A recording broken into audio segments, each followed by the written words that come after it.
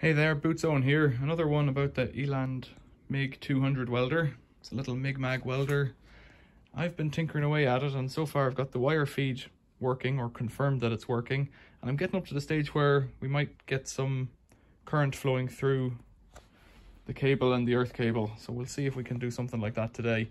For fun, I've also attached the gas bottle just to see, and there's a lot of spatter on that gauge, but it's up to 200, I think, PSI there, if I could see it. And I haven't done anything on the other gauge yet until I start playing with the machine.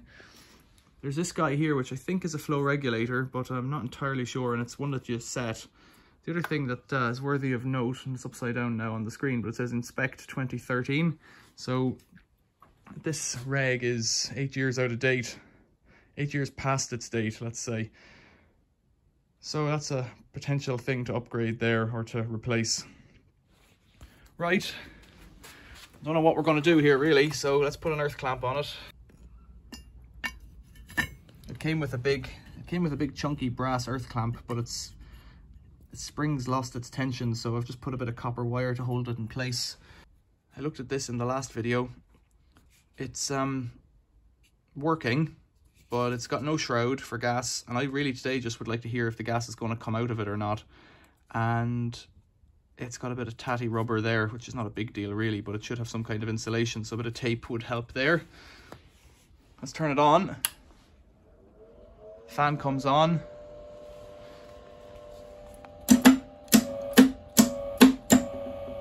Now, why is that wire not feeding properly? Because, no, it's not because it's turned down. Okay, let's have a look over here.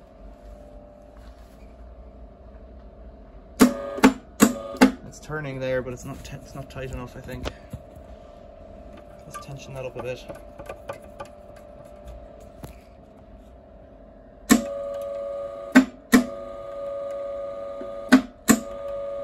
It is slipping a bit still. It's slipping a bit still, so let's tighten it up even more. Sounds better, looks better. Let's cut that wire off. Now let's try and get the pressure right on this. So I've just dialed up the pressure there with the regulator, and I cannot see for the life of me. Oh, I can, okay. So that's at, I guess, 10 PSI. So let's just leave it at that and see what that does. Let's pull the trigger now, see if we can hear any gas. Can hear gas and the regulator's working. I think that gas is good then.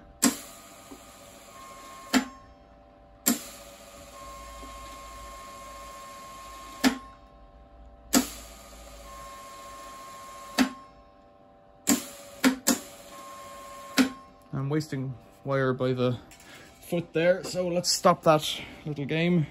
So if that's working, now granted it won't weld properly at all, but let's give something a go. So it appears that the gas is working. I've got no shroud on it, but I want to see if it'll strike an arc at some level. Let's turn the feed turn the feed back a bit.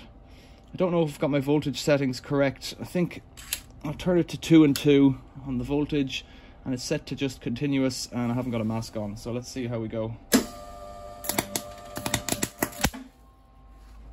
Yeah, it's doing it. It's feeding a bit fast, I think, for that. And it won't work properly without a shroud. So now my next job is to sort out a shroud.